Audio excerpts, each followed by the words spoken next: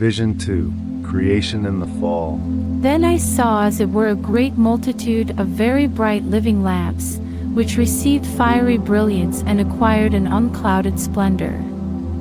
And behold, a pit of great breadth and depth appeared, with a mouth like the mouth of a well, emitting fiery smoke with great stench, from which a loathsome cloud spread out and touched a deceitful, vein-shaped form. And, in a region of brightness, it blew upon a white cloud that had come forth from a beautiful human form and contained within itself many and many stars, and so doing, cast out both the white cloud and the human form from that region. When this was done, a luminous splendor surrounded that region, and all the elements of the world, which before had existed in great calm, were turned to the greatest agitation and displayed horrible terrors. And again I heard him who had spoken to me before, saying, 1. No unjust impulse takes the blessed angels from the love and praise of God. No impulse of injustice makes those withdraw in terror who follow God with faithful devotion and burn with worthy love through affection for Him, from the glory of heavenly beatitude, while they who serve God merely in pretense not only fail to advance to greater things but, by just judgment, are cast out from the things they erroneously suppose they possess. This is shown by the great multitude of very bright living lamps. They are the vast army of heavenly spirits, shining in the blessed life and living in great beauty and adornment, because when they were created by God they did not grasp at proud exaltation but strongly persisted in divine love.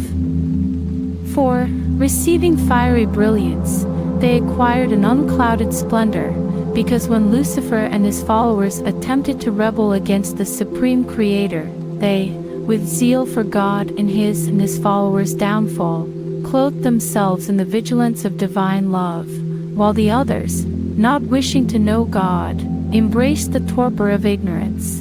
In what way? At the fall of the devil great praise burst forth from these angelic spirits who persevered in rectitude with God, because with keenest sight they knew that God continues immovable, without any change of any mutability in His power, so that no warrior can ever conquer Him. And thus, burning in His love and persevering in righteousness, they despised all the dust of injustice. 2. Lucifer, for pride in his beauty and power, was cast forth from heaven. But Lucifer, who because of his pride was cast forth from celestial glory, was so great at the moment of his creation that he felt no defect either in his beauty or in his strength. Hence when he contemplated his beauty, and when he considered in himself the power of his strength, he discovered pride, which promised him that he might begin what he wished, because he could achieve what he had begun. And, seeing a place where he thought he could live, wanting to display his beauty and power there, he spoke thus within himself about God, I wish to shine there as he does here. And all his army assented, saying, What you wish we also wish.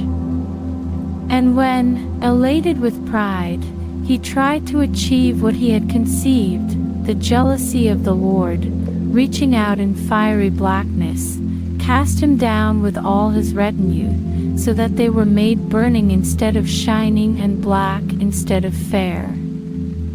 Why did this happen? 3. God would have been unjust if He had not cast them down. If God had not cast down their presumption, He would have been unjust, since He would have cherished those who wished to divide the wholeness of divinity.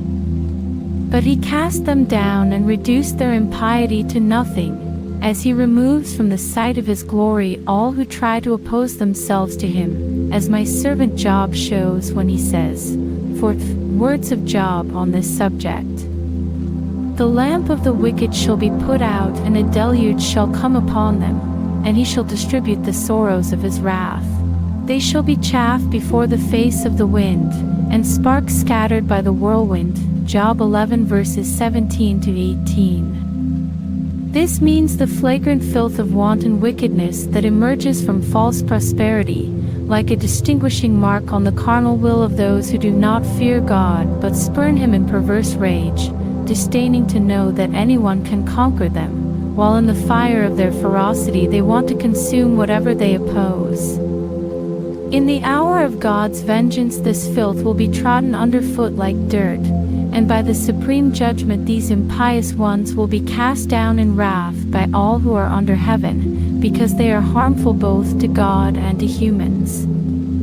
Therefore, since God does not allow them to have what they want, they are scattered everywhere among people, tormented by pain in the rage of their madness, because they burn to possess what God does not allow them to devour. And since they withdraw in this way from God, they become entirely useless, able to do nothing good for either God or humanity, cut off from the seed of life by the foreseeing eye of God's contemplation. For which reason they are given over to misery, wasting themselves in the flat taste of evil fame, since they do not receive the downpouring rain of the Holy Spirit. 5. On hell, which in its voracity keeps souls swallowed up. But the pit of great breadth and depth that appeared to you is hell, having within it, as you see, the breadth of vices and the depth of losses. It has a mouth indeed like the mouth of a well, emitting a fiery smoke with great stench, because in its voracity to swallow up souls, it shows them sweetness and gentleness, and with perverse deception leads them to the torments of perdition, where rises a burning fire with black smoke pouring out and a boiling, deadly stench. These dire torments were prepared for the devil and his followers, who turned away from the supreme good, not wishing to know or understand it. Therefore they are outcast from all good, not because they did not know it, but because in their great pride they despised it. What does this mean? 6. In the casting down of the devil hell was created. In the casting down of the devil this exterior darkness, full of all kinds of pains, was created, for these evil spirits, in contrast to the glory that had been prepared for them, were subject to the misery of many punishments, and in contrast to the brightness they had had, endured the thickest darkness. How? When the proud angel raised himself on high like a snake, he received the prison of hell, because it could not be that anyone should prevail over God. For how could two hearts possibly exist in one breast? Likewise, there could not be two gods in heaven. But since the devil and his followers chose proud presumption, therefore he found the pit of hell prepared for him. So also the people who imitate them in their actions become sharers of their pains, according to their deserts. 7. Gehenna is for the impenitent, other torments for those who can be saved. Some souls, having reached the point of damnation, are rejected from the knowledge of God, and therefore they shall have the pains of hell without the consolation of deliverance. But some, whom God has not consigned to oblivion, experience a higher process and undergo purgation of the sins into which they have fallen, and at last feel the loosing of their bonds and are delivered into rest. How is this? Gehenna is ready for those who have impenitently forgotten God in their hearts, but other torments for those who, though they perform bad works, do not persevere in them to the end, but at last, groaning, look back to God. For this reason let the faithful flee from the devil and love God, casting away evil works and adorning good works with the beauty of penitence, as my servant Ezekiel, inspired by me, urges, saying. 8. Words of Ezekiel on this subject. Be converted, and do penance for all your iniquities, and iniquity shall not be your ruin. Ezekiel 18 verse 30. That is to say, O you people, who till now have wallowed in sin, remember your name of Christians, be converted to the way of salvation, and perform all your works in a gush of penitence, who previously had innumerable vices and committed many crimes. Thus as you rise from your evil habits, that iniquity by which you had been soiled will not sink you deep in the ruin of death, since you cast it off in the day of your salvation. Therefore the angels will rejoice over you, because you have abandoned the devil and run to God, knowing him better in your good actions than you did when you endured the mockery of the ancient seducer. 9. The devil's fraud, which deceived Adam through the serpent. That a loathsome cloud spread out from the pit and touched a deceitful, vein-shaped form means that from the bottom of perdition the devil's fraud came forth and invaded the serpent, who already bore within itself the crime of fraudulent intention, in order to deceive humanity. In what way? Because, when the devil saw man in paradise, he cried out with great aversion, saying, "Oh, who touches me in the mansion of true beatitude?" And so he knew that he had not yet perfected in any creature the malice he had within himself, but seeing Adam and Eve walk with childlike innocence in the garden of delight, with great wonder he rose up to deceive them through the serpent. Why? Because he understood that the serpent more than any other animal resembled him and was eager to accomplish by its deceitfulness what he could not do openly in his own form. So when he saw Adam and Eve turn away in soul and body from the forbidden tree, he understood that they were obeying a divine precept, and that in the first work they began he could very easily throw them down. 10. Only from Eve's reply did the devil know the tree was forbidden. For he would not have known that this tree was forbidden them unless he had proved it by guileful questioning and by their answers. Wherefore in that bright region he blew upon a white cloud, which had come forth from a beautiful human form and contained within itself many and many stars, because, in that place of delight, Eve, whose soul was innocent, for she had been raised out of innocent Adam, bearing in her body the whole multitude of the human race, shining with God's preordination, was invaded by the devil through the seduction of the serpent for her own downfall. Why was this? Because he knew that the susceptibility of the woman would be more easily conquered than the strength of the man, and he saw that Adam burned so vehemently in his holy love for Eve that if he, the devil, conquered Eve, Adam would do whatever she said to him. Hence the devil cast out both the cloud and the human form from that region, because that ancient seducer cast out Eve and Adam by his deception from the seat of blessedness and thrust them into the darkness of destruction. How? By first misleading Eve, so that she might flatter and caress Adam and thus win his assent, since she more than any other creature could lead Adam to disobedience, having been made from his rib.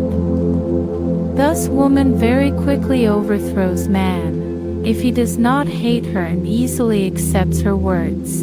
11. What things are to be observed and avoided in marriage? Because a mature woman was given not to a little boy but to a mature man, namely Adam, so now a mature woman must be married to a man when he has reached the full age of fertility, just as due cultivation is given to a tree when it begins to put forth flowers. For Eve was formed from a rib by Adam's engrafted heat and vigor, and therefore now it is by the strength and heat of a man that a woman receives the semen to bring a child into the world.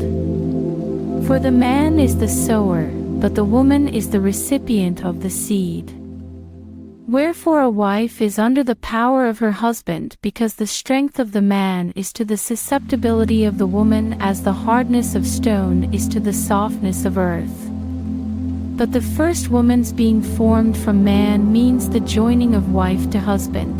And thus it is to be understood, this union must not be vain or done in forgetfulness of God, because he who brought forth the woman from the man instituted this union honorably and virtuously, forming flesh from flesh.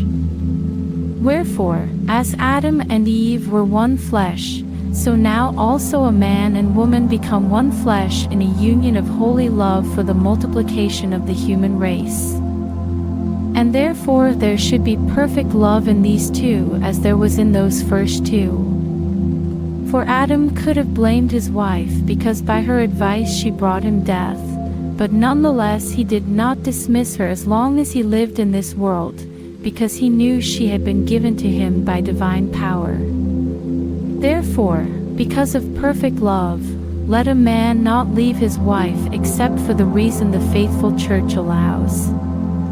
And let them never separate, unless both with one mind want to contemplate my Son, and say with burning love for him, we want to renounce the world and follow him who suffered for our sake. But if these two disagree as to whether they should renounce the world for one devotion, then let them by no means separate from each other, since, just as the blood cannot be separated from the flesh as long as the spirit remains in the flesh, so the husband and wife cannot be divided from each other but must walk together in one will.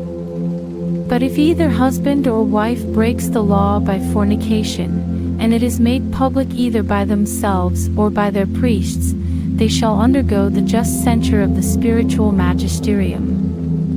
For the husband shall complain of the wife, or the wife of the husband, about the sin against their union before the church and its prelates, according to the justice of God, but not so that the husband or wife can seek another marriage. Either they shall stay together in righteous union, or they shall both abstain from such unions, as the discipline of church practice shows.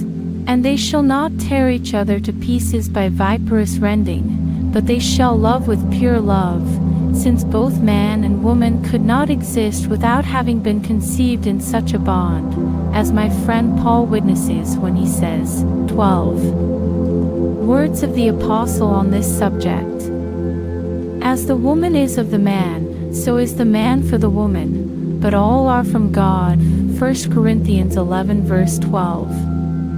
Which is to say, woman was created for the sake of man, and man for the sake of woman. As she is from the man is also from her, lest they descend from each other in the unity of making their children, for they should work as one in one work, as the air and the wind intermingle in their labor. In what way? The air is moved by the wind, and the wind is mingled with the air, so that in their movement all verdant things are subject to their influence. What does this mean? The wife must cooperate with the husband and the husband with the wife in making children. Therefore the greatest crime and wickedest act is to make by fornication a division in the days of creating children, since the husband and wife cut off their own blood from its rightful place, sending it to an alien place. They will certainly incur the deceit of the devil and the wrath of God, because they have transgressed that bond God ordained for them. Woe to them, therefore, if their sins are not forgiven. But although, as has been shown, the husband and wife work together in their children, nevertheless the husband and the wife and all other creatures come from the divine disposition and ordination, since God made them according to his will. 13. Why before the incarnation some men had several wives? Before the incarnation of my Son, however, certain men among the ancient people had several wives at once, as they wished. They had not yet heard the open prohibition of my Son, who when he came into the world showed that the right fruit of this union of husband and wife as long as they live is the fruit manifest in the union of Adam and Eve, a union to be exercised not by the will of man but by the fear of God. For it is better to have this right union, by the arrangement of the prudence of the church, than to crave fornication. But you humans ignore this, and pursue your lusts not only like humans but like beasts. But let there be right faith and pure love of the knowledge of God between husband and wife, lest their seed be polluted by the devil's art and divine vengeance strike them, because they are biting and tearing each other to pieces and sowing their seed inhumanly with the wantonness of beasts. In such a case jealousy will torture them like a viper, and without the fear of God and without human discipline a defiled excess of seed will be stored up in them, and often, by the just judgment of God, this perversity of theirs will be chastised by having those born of them deprived of limbs and of health in their lives, unless I receive their penitence and show myself propitious to them. For if any shall call upon me in penitence for their sins, I will accept their penitence for the love of my Son. For if anyone lifts a finger to me in penitence, that is, reaches out to me in penitence and groaning in his heart, saying, I have sinned, Lord, before you. My Son, who is the priest of priests, will show me that penitence. For penitence which is offered to priests for the love of my Son obtains the purgation of the sinners. Therefore, people who worthily do penance escape from the jaws of the devil, who, trying to swallow the hook of divine power, has grievously wounded his jaw, and now, therefore, faithful souls pass out of perdition and arrive at salvation. How? Because the priests at the altar, invoking my name, will receive the confession of the peoples and show them the remedy of salvation. So, in order to find God propitious, let them not contaminate their seed by various vices, since those who emit their semen in fornication or adultery render their children, born of them thus, unsound. How? Can he who mixes mud or ordure with pure clay make a lasting vessel? Likewise, will he who contaminates his semen in fornication or adultery ever beget strong sons? But many work in different ways in their inmost being, and many of these become prudent toward the world and toward God. And with these the heavenly Jerusalem is filled, deserting vice and loving virtue. They imitate my Son in chastity and in great works, carrying in their bodies, as much as they are able, his martyrdom. But when I do not wish a person to have children, I take away the virile power of the semen, that it may not coagulate in the mother's womb. So also I deny the earth the power to bear fruit when by my just judgment I will to do so. But do you wonder, O human, why I let children be born in adultery and similar crimes? My judgment is just.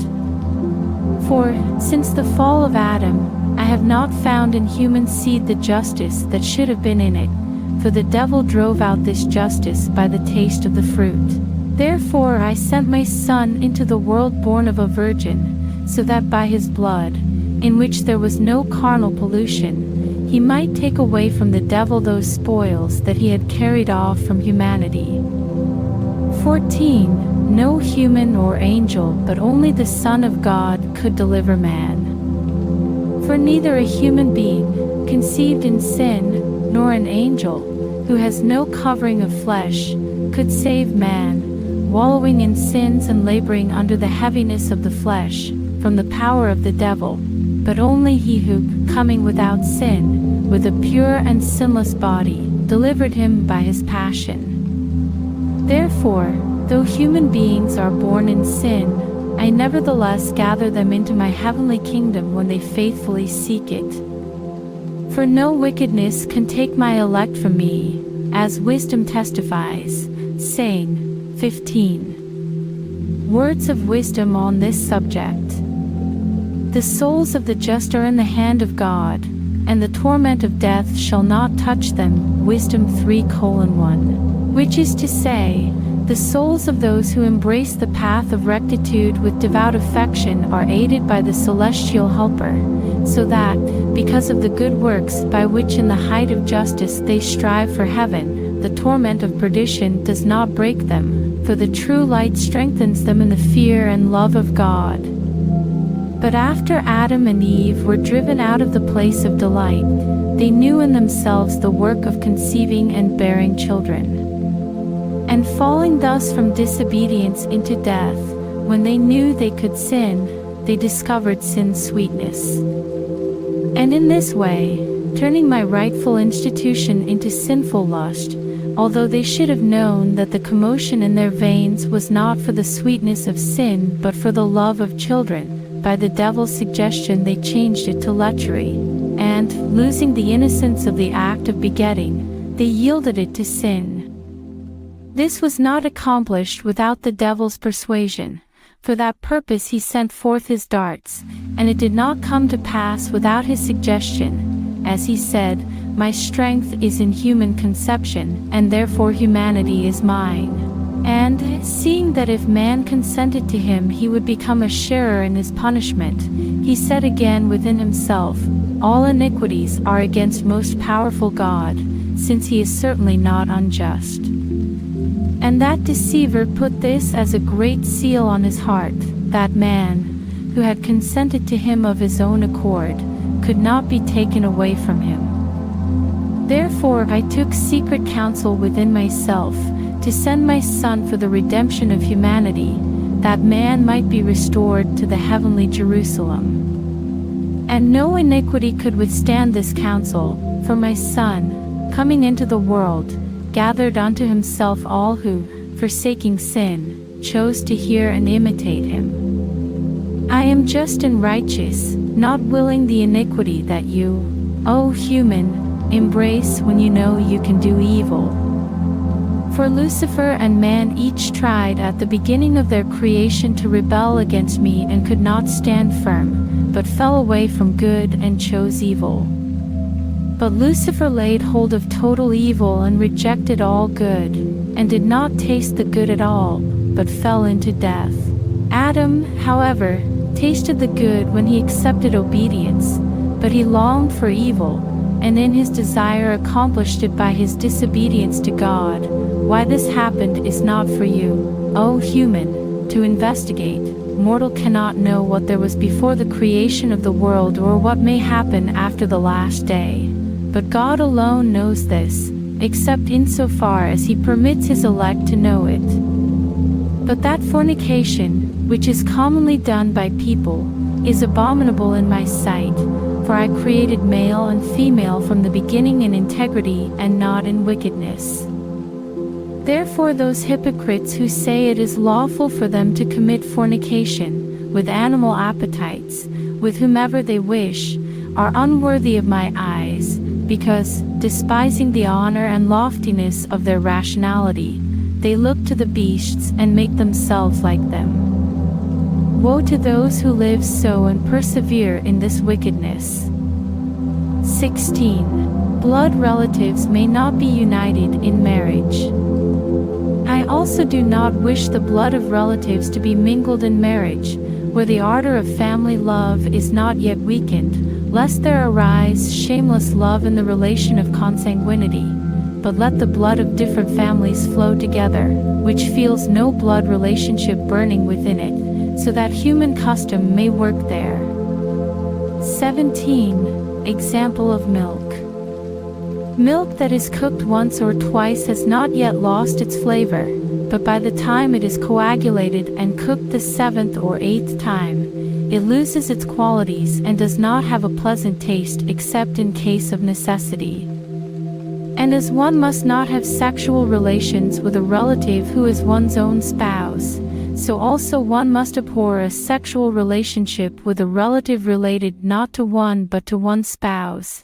Let no human being join in such a coupling, which the Church by its doctors, who established it in great responsibility and honor, has forbidden. 18. Blood relatives could marry in the Old, but not in the New Testament.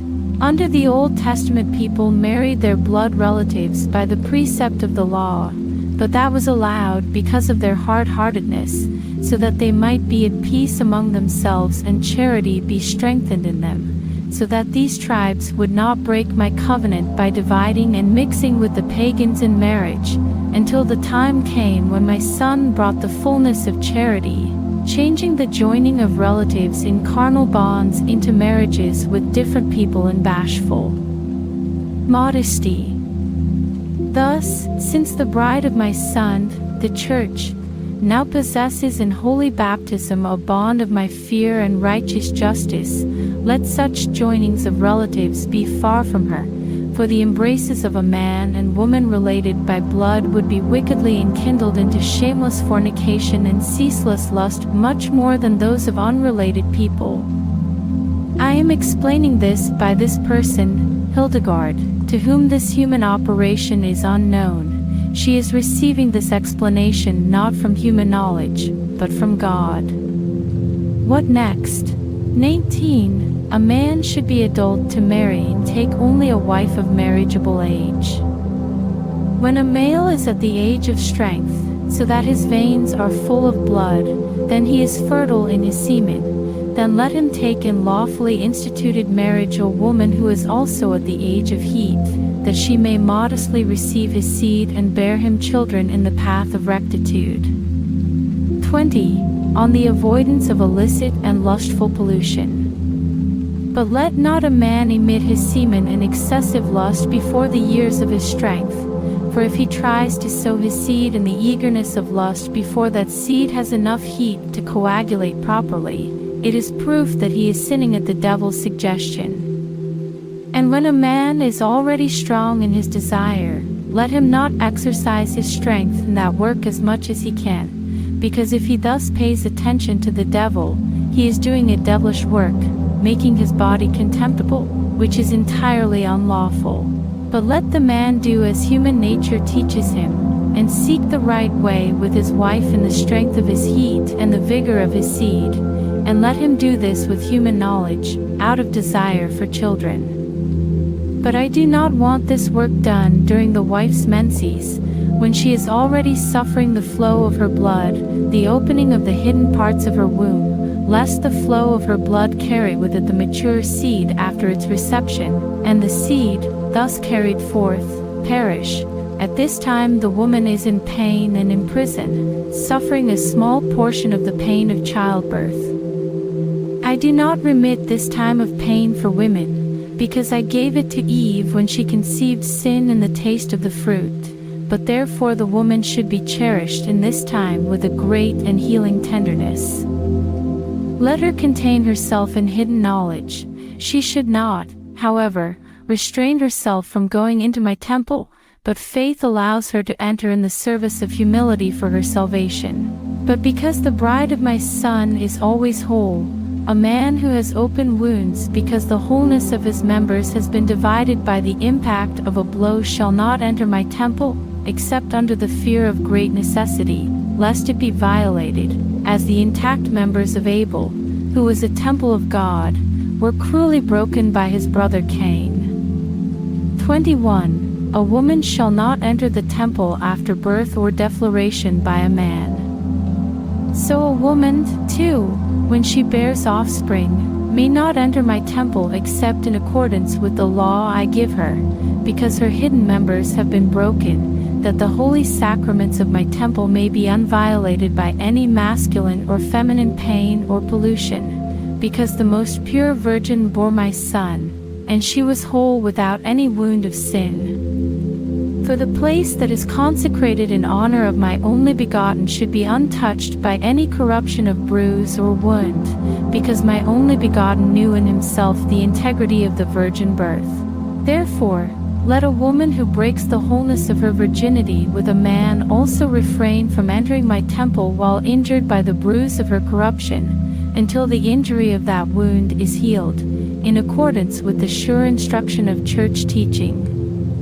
For when his bride was wedded to my Son on the wood of the cross, she kept herself hidden until my Son commanded his disciples to teach the truth of the gospel throughout the whole world. But afterward she arose openly and publicly preached the glory of her bridegroom in the regeneration of the Spirit and water.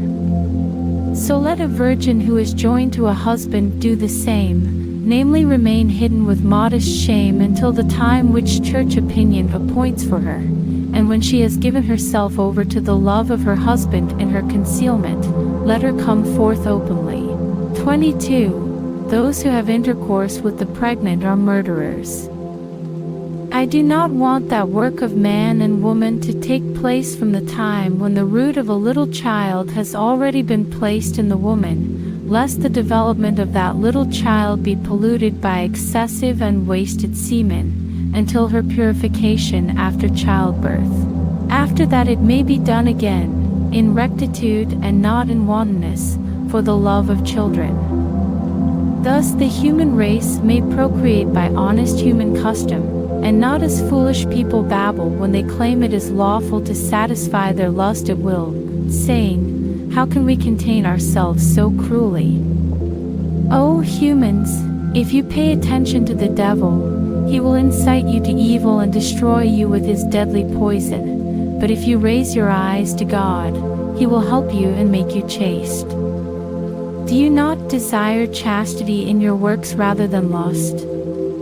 The woman is subject to the man in that he sows his seed in her, as he works the earth to make it bear fruit.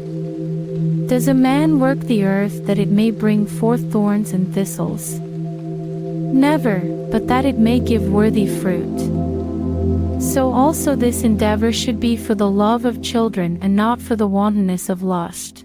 Therefore, O humans, weep and howl to your God, whom you so often despise in your sinning, when you sow your seed in the worst fornication and thereby become not only fornicators but murderers, for you cast aside the mirror of God and sate your lust at will. Therefore the devil always incites you to this work, knowing that you desire your lustfulness more than the joy of children. Hear, then, you who are among the towers of the church. In your fornication do not accuse me, but consider yourselves, for when you despise me and run to the devil you do unlawful things, and therefore you do not wish to be chaste, as my servant Hosea says, speaking of the corrupted people. 23. Hosea on this subject. They will not set their thoughts to return to their God, for the spirit of fornication is in the midst of them, and they have not known God. Hosea 5 verse 4. Which is to say, evil people who do not know God hide the countenance of their heart, and do not do the various things that would bring it back to true brightness. That is, they do not see with clear eyes the things that are of God, but nurture evil in themselves.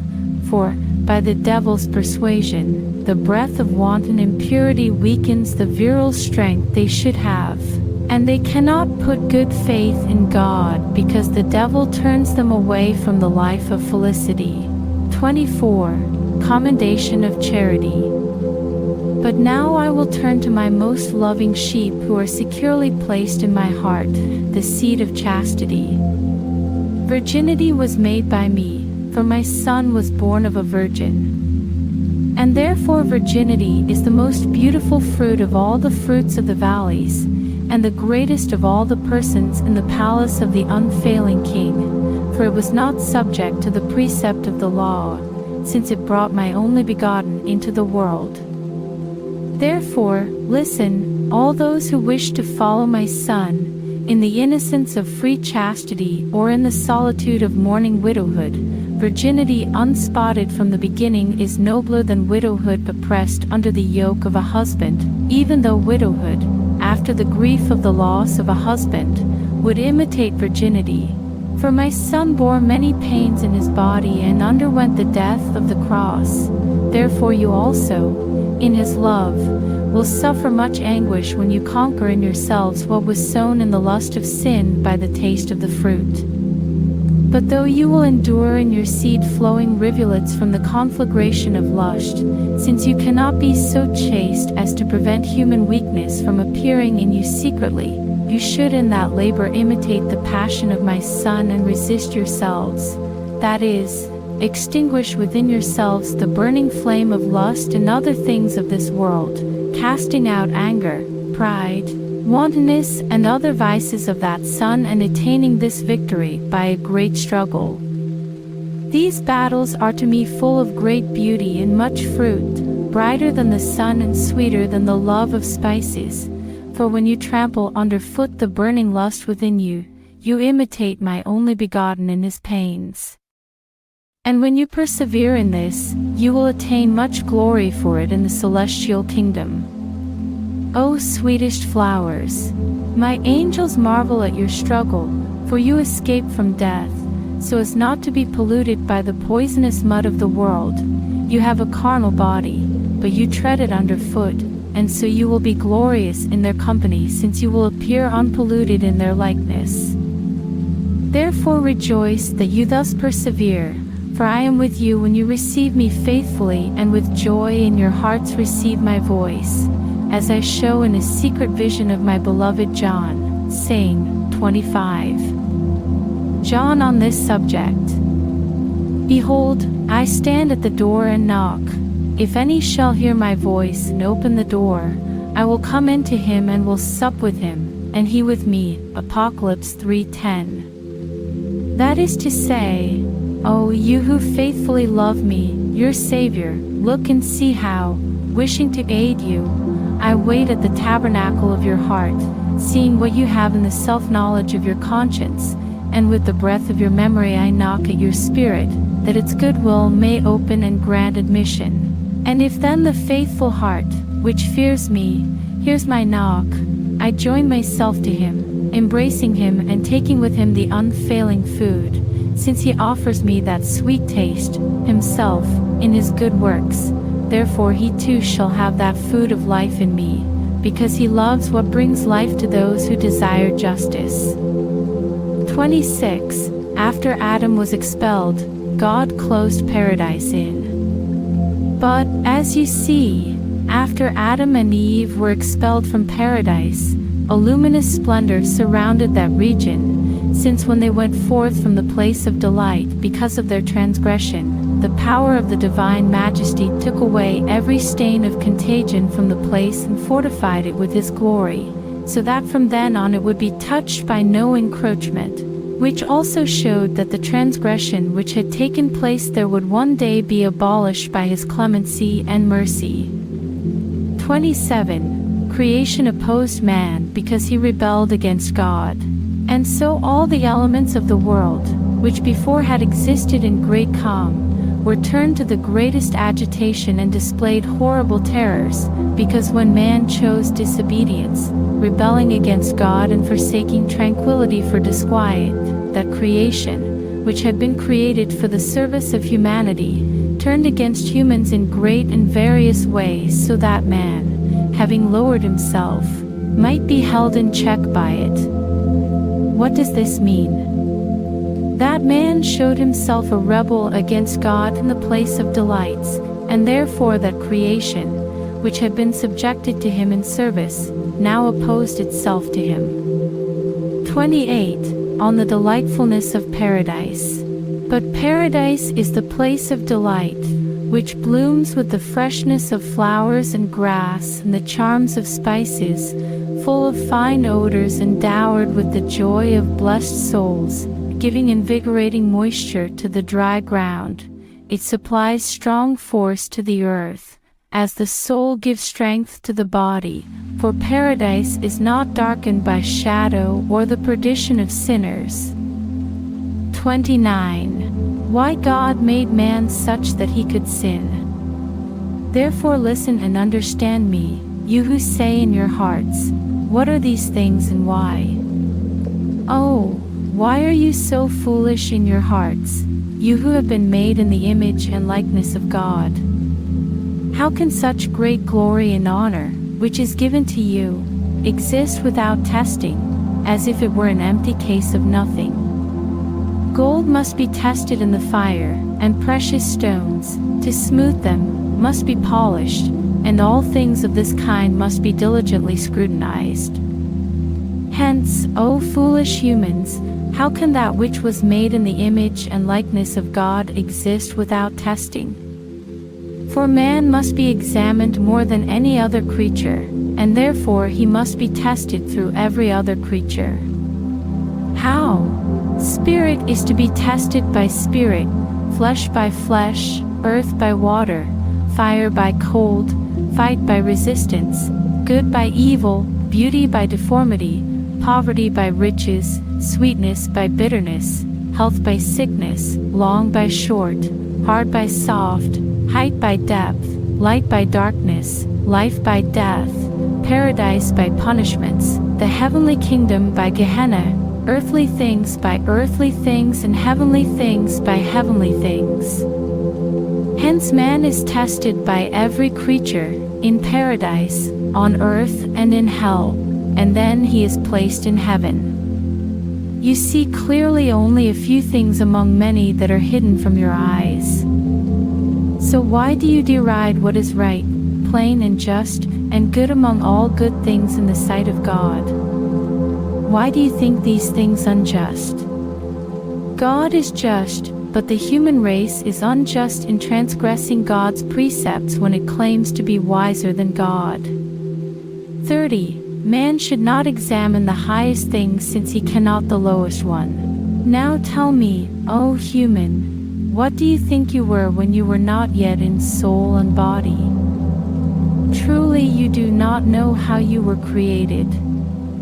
But now, O human, you wish to investigate heaven and earth, and to judge of their justice in God's disposition, and to know the highest things, though you are not able to examine the lowest, for you do not know how you live in the body, or how you may be divested of the body. He who created you in the first human foresaw all these things, but that same most gentle Father sent his only begotten to die for the people, to deliver humanity from the power of the devil. 31. Man now shines brighter in heaven than before. And thus man, having been delivered, shines in God, and God in man. Man, having community in God, has in heaven more radiant brightness than he had before. This would not have been so if the Son of God had not put on flesh, for if man had remained in paradise, the Son of God would not have suffered on the cross. But when man was deceived by the wily serpent, God was touched by true mercy and ordained that his only begotten would become incarnate in the most pure Virgin. And thus after man's ruin many shining virtues were lifted up in heaven, like humility, the queen of virtues, which flowered in the virgin birth, and other virtues, which lead God's elect to the heavenly places. For when a field with great labor is cultivated, it brings forth much fruit, and the same is shown in the human race, for after humanity's ruin many virtues arose to raise it up again. But you, O humans, oppressed by the heaviness of the flesh, do not see that great glory God's full justice has prepared for you, without stain or unworthiness, so that no one can throw it down. For before the structure of the world was made, God in true justice had foreseen all these things. Therefore, O human, consider this comparison. 32. Man's condition symbolized by a garden, a sheep, and a pearl. The master who seeks to set out a garden without being wearied first chooses a suitable site, and then, deciding on a place for each planting, reflects on the fruit of good trees and the utility, taste, fragrance, and high esteem of various spices. And so this master, if he is a great philosopher and expert contriver, lays out each of the plantings where he sees that it will be most useful, and then he thinks of enclosing it with great walls, so that none of his enemies can destroy his planting. Then he appoints his experts, who know how to water the garden and who collect its fruit and make from it many fragrant things. Therefore consider well, O human, if that master foresaw that his garden, bringing forth no fruit or any kind of use, was to be destroyed, why would so great a philosopher and contriver have made, planted, watered, and fortified it so eagerly and with so much labor? Hear, therefore, and understand. God, who is the Son of Justice, made his splendor rise over the filth that is man's wickedness, and that splendor shone with great brightness, as that filth stank exceedingly. The sun gleamed forth in its brightness, and the filth putrefied in its foulness, and therefore the sun was embraced by those beholding it with much greater love than if the filth had not been there opposite it. But as foul as the filth is compared to the sun, so evil is man's wickedness compared to God's justice. Hence justice, being beautiful, must be loved, and iniquity, being foul, must be rejected. Into this foulness fell a sheep belonging to the master who had planted this garden. But this sheep was separated from its master by its own consent, not by his negligence. Afterward the master sought it again with great zeal and justice. Therefore the choir of angels shone with great honor, for the angels saw a human in heaven. What does this mean? When the innocent lamb was suspended on the cross, the elements trembled, because the most noble Son of the Virgin was slain in the body by the hands of murderers. By his death the lost sheep was brought back to the pastures of life. For the ancient persecutor saw that because of the blood of the innocent lamb, which the Lamb had poured out in remission of the sins of humanity, he must lose that sheep, and only then first recognized who that lamb was. Previously he had not been able to understand how the celestial bread, without a man's semen and without any desire for sin, had become incarnate of the Virgin by the overshadowing of the Holy Spirit. For that persecutor, when first he was created, raised himself up in the haughtiness of pride, throwing himself into death and expelling man from the glory of paradise. But God did not will to resist him by his power, but conquered him by humility through his Son. And because Lucifer derided God's justice, by God's just judgment he was unable to know the incarnation of God's only begotten. For by this hidden decision the lost sheep was brought back to life. Therefore, O rebellious humans, why are you so hard-hearted? God did not will to forsake humanity, but sent his Son for its salvation. Thus God crushed the head of pride and the ancient serpent. For when man was snatched from death, hell opened its gates, and Satan cried, Alas, alas, who will help me? And the devil's whole band was torn with great agitation, marveling that there was a power so great they and their prince could not resist it, since they saw the souls of the faithful being taken away from them. Thus man was lifted up above the heavens, because through his Son of God, God appeared in man and man in God. Likewise, that master who lost the sheep but brought it so gloriously back to life had, like hatched sheep, a precious pearl that slipped from him and fell into the mud. But he, not allowing it to lie in the dirt, mercifully drew it forth and purified it of the filth in which it had lain, as gold is purified in the furnace, and restored it to its former honor with even greater glory. For God created man, but the latter at the devil's instigation fell into death, from which the Son of God saved him by his blood and brought him gloriously to the glory of heaven. And how? By humility and charity. 33. Commendation of humility and charity above all other virtues.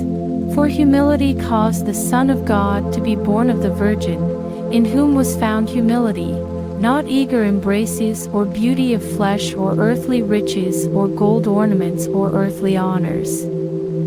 But the Son of God lay in a manger, because his mother was a poor maiden. Humility always groans, weeps and destroys all offenses, for this is its work. So let anyone who wishes to conquer the devil arm himself with humility, since Lucifer fervently flees it and hides in its presence like a snake in a hole, for wherever it finds him, it quickly snaps him like a fragile thread. And charity took the only begotten of God, who was in the bosom of the Father in heaven, and placed him in the womb of a mother on earth, for it does not spurn sinners or publicans but seeks to save all. Therefore it often brings forth a fountain of tears from the eyes of the faithful, thus softening hardness of heart. In this, humility and charity are brighter than the other virtues, since humility and charity are like a soul and body that possess stronger powers than the other powers of soul and bodily members. How? Humility is like the soul and charity like the body, and they cannot be separated from each other but work together, just as soul and body cannot be disjoined but work together as long as a person lives in the body. And as the various members of the body are subject, according to their powers, to the soul and to the body, so also the other virtues cooperate, according to their justice, with humility and charity. And therefore, O humans, for the glory of God and for your salvation, pursue humility and charity. Armed with them, you shall not fear the devil's snares, but shall have everlasting life. Therefore, whoever has knowledge and the Holy Spirit and wings of faith, let this one not ignore my admonition, but taste it, embrace it, and receive it in his soul.